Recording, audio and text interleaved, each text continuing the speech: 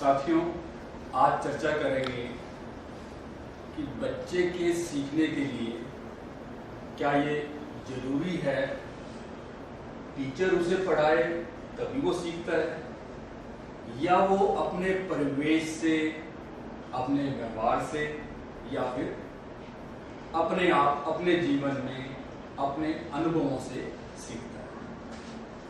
और सीखने के लिए किन चीजों की आवश्यकता है?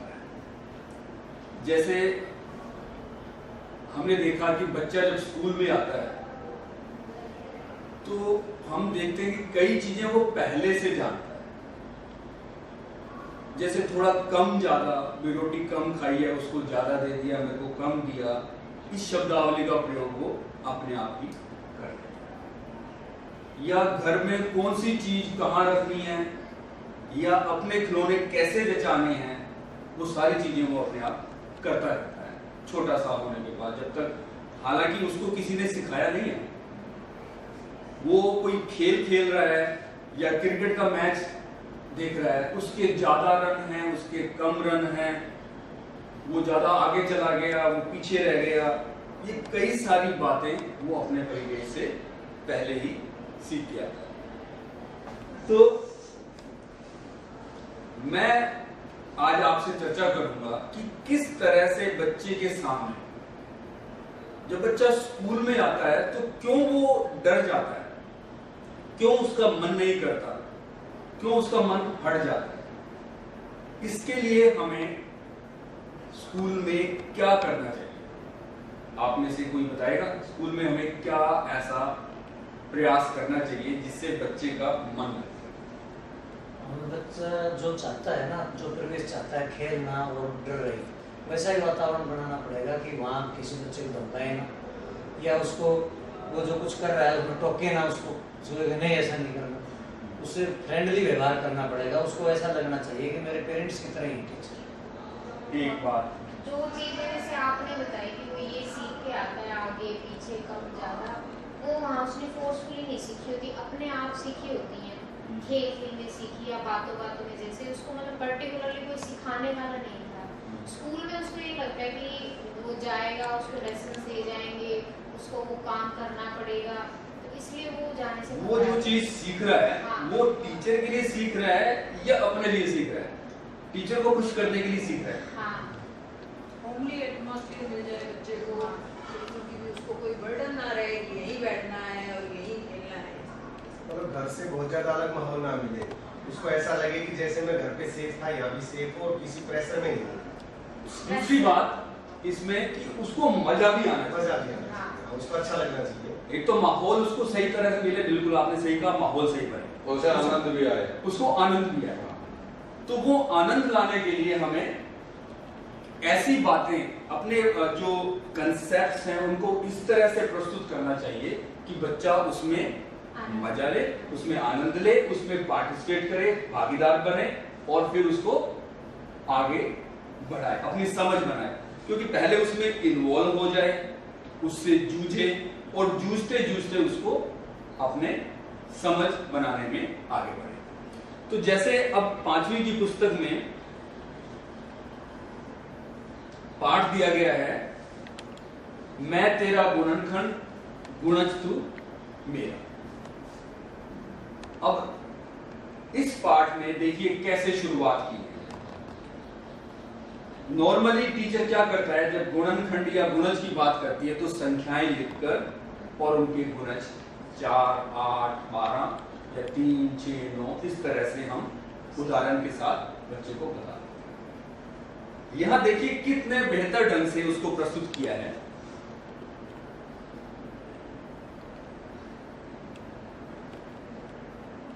खेल दिया गया है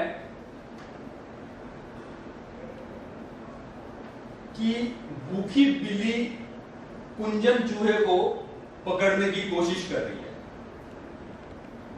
चूहा अभी 14 पर है और एक बार में 2 खाने कूद सकता है। बिल्ली 3 पर है और एक बार में बिल्ली 3 पर है और एक बार में 3 ही खाने कूद सकती है। यानी कि बिल्ली अगर कूद लगाएगी तो 1, 2, 3, चूहा कूद लगाएगा तो सिर्फ 2 कदम कूदेगा। तो क्या वो बिल्ली चूहे को पकड़ सकती है? इसके लिए देखिए संख्या लिखी गई है, चित्र दिया गया है, बिल्ली है। अब बिल्ली चूहे के पीछे जा रही है, वो 3 से शुरू हुई है और चूहा 14 से शुरू हुआ है। कक्षा में बच्चे को यह बताना है, अब इसमें किस तरह के प्रश्न कि बिल्ली जब कूदेगी तो कहां कहां जाएगी। 3 कदम कूदी तो 3 से कूद के 6, 9, 12, इस तरह से वो बच्चा बताएगा। बच्चे ने निशान लगाना है कि कहां कहां पर बिल्ली, और फिर साथ साथ में चूहे का। अब एक तो बच्चे ने ये लिखा कि बिल्ली कहां कहां कूदी, चूहा कहां कहां कूदा। जब वो कूदा तो साथ साथ उसने क्या लिखा, संख्या लिखी, और वो 3 के गुण। इसी प्रकार चूहा जो कूदा 2 के गुण। अब क्या है, इसमें बच्चे को चुनौती दी गई है, उसको सोचकर बताना है। यानी कि खेल भी चल रहा है, उसको सोचना भी है कि बिल्ली पकड़ पाएगी या नहीं। तो दोनों को साथ साथ, एक 3 पर है, एक 14 पर है, दोनों को कुदाया एक साथ। 14 से वो 16 पे पहुंचा, वो 3 से 6। इस तरह से वो आगे कुदाता कुदाता वो देखेगा कितने कदम के बाद बिल दिया हुआ है 28 के पास। अब क्या वो बिल में घुस जाएगा या बिल्ली उसको पकड़ लेगी। तो वो जैसे 3, 6, 9 कितने कदम के बाद 27 पर पहुंच जाएगा, और वो 9 कदम के बाद, जबकि वो 8 कदम के बाद ही 30 पर पहुंच जाएगा। तो ये बच्चे को अपने आप की अपनी समझ से सोचना है, उसको चैलेंज दिया गया है। अगर वो कर पाएगा, बहुत सारे बच्चे हैं इसको कर पाएंगे, बहुत सारे बच्चे हो सकता है ना कर पाए। लेकिन जो हमारा मकसद था, हम इसमें प्रश्न पूछे बच्चे से, बिल्ली कहां कहां कूदी होगी, चूहा कहां कहां कूदा होगा, और फिर उसको एक साथ वो करवाकर संख्या पर कूदाकर एक साथ देख सकता है। अब इस खेल को कक्षा में टीचर किस तरह से करा सकता है, आप कुछ बताएंगे इसमें? अगर कक्षा में उसको कराना हो ये खेल तो कैसे कराएगा? से नंबरिंग के बना के बच्चों को ले सकता है, चूहे बिल्ली की बजाय जमीन पर संख्या लिख दे या खाने बनाए संख्या लिख दे, क्योंकि हमारा मकसद है गुणज। तो 1, 2, 3 इस तरह से लिखकर और जंप कराए। क्या संख्या बदलकर भी कर सकता है? हर बारी ना करके ये एक खेल की तरह, जैसे एक बार वो 3 पर है, वो 14 पर है, अगली बार वो 4 पर है और वो 8 पर है। और जो कूद है वो 2 और 3 की बजाय वो जैसे जैसे आप गुणज की समझ देना चाहते हैं। तो और इसका और कोई बेहतर रूप भी हो सकता है, बच्चे खेलते रहे। अब हर वक्त मैदान में जाना संभव नहीं है, क्या बच्चे आपस में भी इस खेल को बना सकते हैं?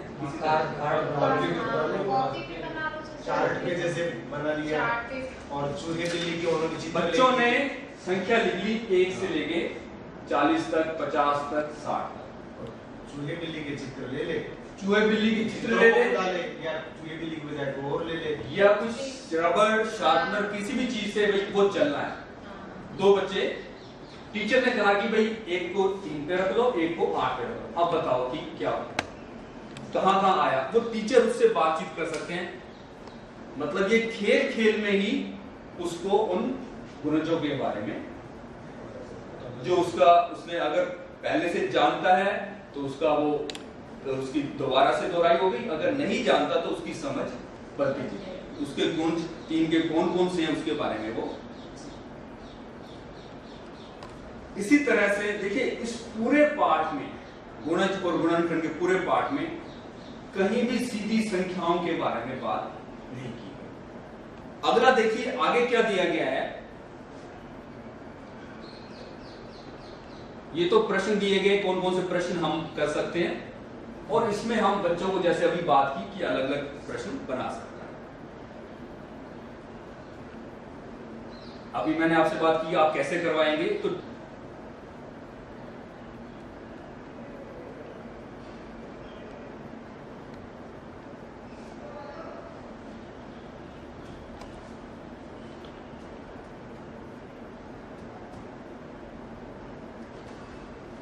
इसके बाद जो अगला खेल दिया गया है वो क्या है कि 1 से लेकर 60 तक संख्याएं लिखी गई हैं। मोंटो बिल्ली एक तरफ इंतजार कर रही है, एक तरफ संख्या लिखी हुई है और मोंटो बिल्ली इंतजार कर रही है। किसका इंतजार कर रही है?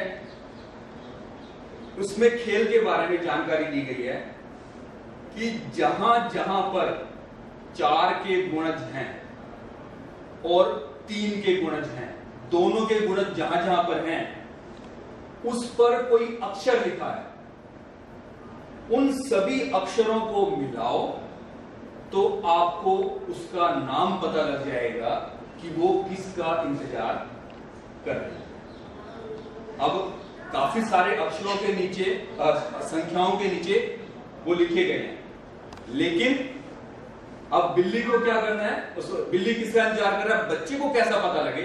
तो वो बारी बारी से एक बार 4 के गुणज, एक बार 3 के गुणज लगाता जाएगा निशान, और फिर जहां दोनों के निशान लगे वहां पर, जैसे पहले लिखा हुआ है 12 पर M लिखा हुआ है, उसके बाद 24 पर O लिखा हुआ है, आगे 36 पर S लिखा हुआ है, और फिर U और फिर S और फिर E, यानी कि माउस।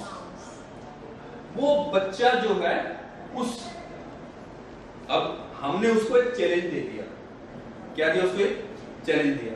अब इस चैलेंज में आपको क्या लग रहा है कि बच्चे ने पार्टिसिपेट किया, तो क्या हमारा जो मकसद है गुणजों के बारे में बातचीत करने का, सांझे गुणज की बात करने का, क्या वो उसकी शुरुआत हो रही है?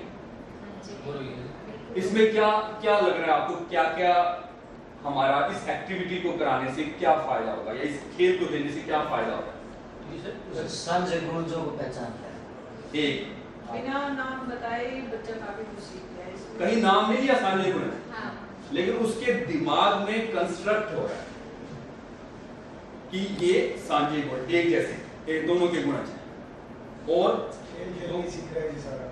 कहीं हमने पढ़ाने की बात नहीं करी थी, कोई संख्या लिखे, कोई 3 के 3 6 9 12 4 8 16 12 16, और फिर देखो ये 12 दोनों में आ रहा है।